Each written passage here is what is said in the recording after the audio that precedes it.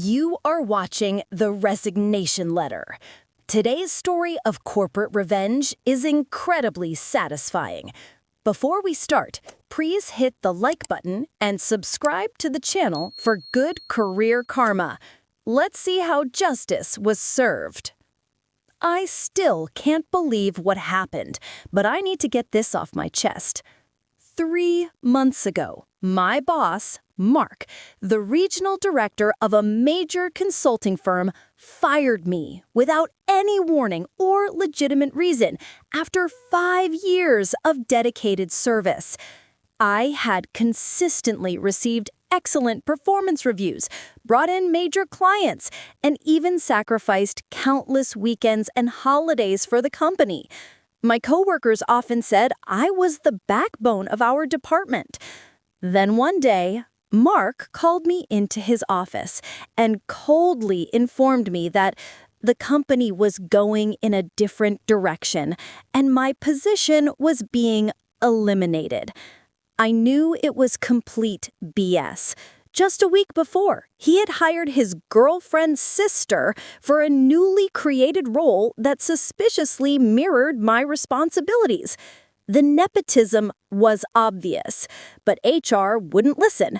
They just handed me my severance package and showed me the door. What Mark didn't know was that during my years at the company, I had meticulously documented everything. Every shady deal, every manipulated financial report, every instance where he took credit for other people's work. I had emails, recordings of meetings, and copies of doctored documents, all showing how he had built his reputation on lies and fraud. I spent weeks organizing all the evidence. It wasn't just about revenge. It was about justice. This man had ruined careers before mine, always managing to blame others for his mistakes while climbing the corporate ladder. The breaking point came when I discovered he had started spreading rumors about my incompetence to potential employers in our industry. Several promising interviews suddenly went cold after reference checks. He was actively trying to destroy my future. That's when I decided to use everything I had. I created an anonymous email account and sent detailed documentation to the company's board of directors, major clients, and the SEC. I included proof of how he had been inflating project success rates, hiding failed initiatives, and even charging personal expenses to company accounts. The response was immediate. Within days, internal auditors descended on our office. Mark tried to deny everything, but the evidence was overwhelming. His carefully constructed house of cards began to crumble. I'm writing this now because today I saw the news. Mark has been fired and is under investigation for fraud. The company's stock took a hit, and several major clients are reviewing their contracts. His girlfriend's sister quietly resigned last week. This is just the beginning of my story, and believe me, it gets better. I know some might say I went too far, but when someone tries to destroy your career and reputation without cause, sometimes you have to fight back with everything you've got. To be continued in part 2, where I'll reveal what happened when Mark finally discovered who was behind his downfall and how his attempt at revenge backfired spectacularly. The aftermath of exposing Mark's fraud was even more dramatic than I expected.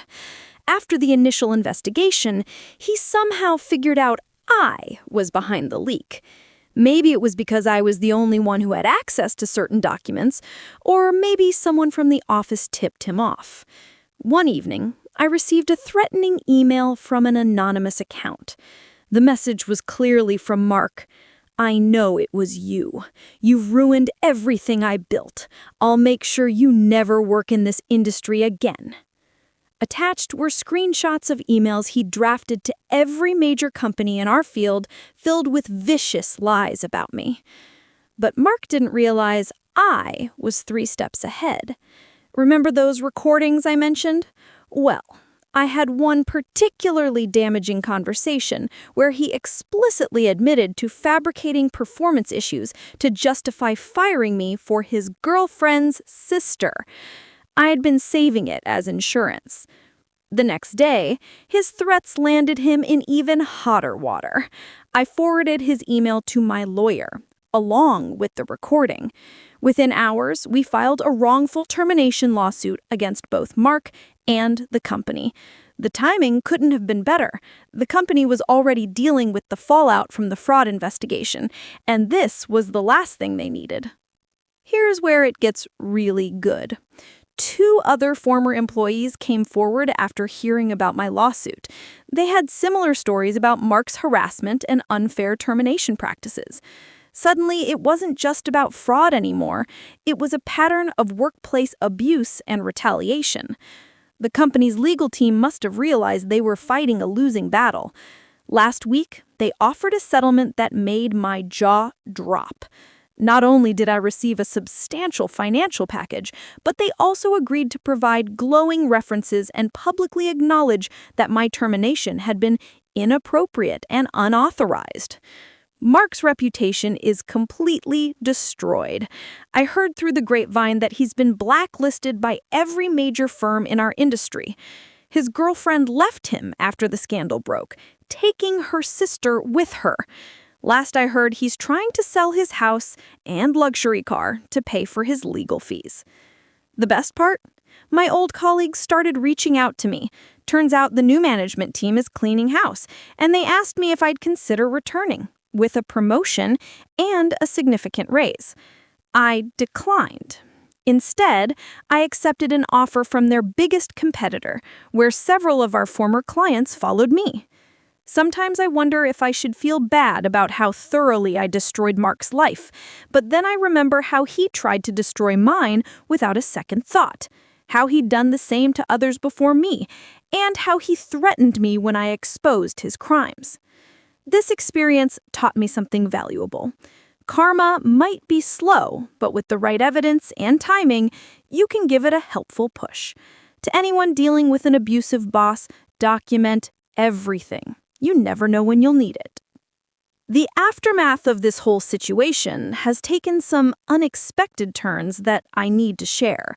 Remember how I mentioned Mark was trying to sell his house?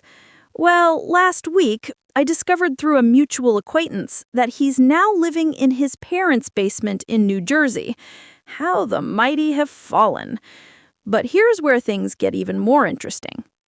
3 days ago, his girlfriend, now ex, reached out to me through LinkedIn. She wanted to meet for coffee and explain some things. Against my better judgment, I agreed. Over coffee, she revealed that Mark had been running an even bigger scheme that I had uncovered. Apparently, he had a whole network of fake consulting firms that he used to funnel company money through. She had proof, lots of it. She'd kept quiet during their relationship out of fear and misplaced loyalty, but now she wanted to make things right. I immediately contacted the SEC investigators with this new information. They were very interested, especially since they'd been struggling to trace some suspicious transactions. Within hours, they had scheduled a meeting with Mark's ex. The fallout has been spectacular. The investigation has now expanded to include money laundering charges. 2 other regional directors who were part of Mark's scheme have been suspended. The company's stock took another hit when this news broke, and the board is in complete chaos. Meanwhile, my new position at the competitor firm is going better than I could have imagined. Remember those clients who followed me? They've brought in even more business through their networks. My new boss actually listens to my ideas and gives credit where it's due. It's amazing how different things can be when you work with decent human beings. The most satisfying moment came yesterday. I received an email from Mark's sister, who had always been nice to me during company events. She told me that Mark had been served with additional legal papers while having dinner with their parents. Apparently, he had a complete meltdown, throwing his plate across the room and accusing everyone of conspiring against him. His own family has now cut ties with him. I also heard through industry gossip that his girlfriend's sister, the one who replaced me, is now working at a small local firm for half the salary she had at our company. Karma really does come full circle. Some of my former coworkers have started calling me a corporate vigilante. They say the office environment has improved dramatically since Mark's departure. The new management has implemented strict anti-nepotism policies and created an anonymous reporting system for workplace misconduct. I know this story might sound like excessive revenge to some people, but I believe there's a difference between revenge and justice. I didn't fabricate anything or tell any lies. I simply exposed the truth with proper evidence. If that truth was enough to destroy someone's career, maybe they shouldn't have built that career on lies and fraud in the first place. Now, if you'll excuse me, I have a meeting with my new team to discuss our latest project in my new corner office with a view.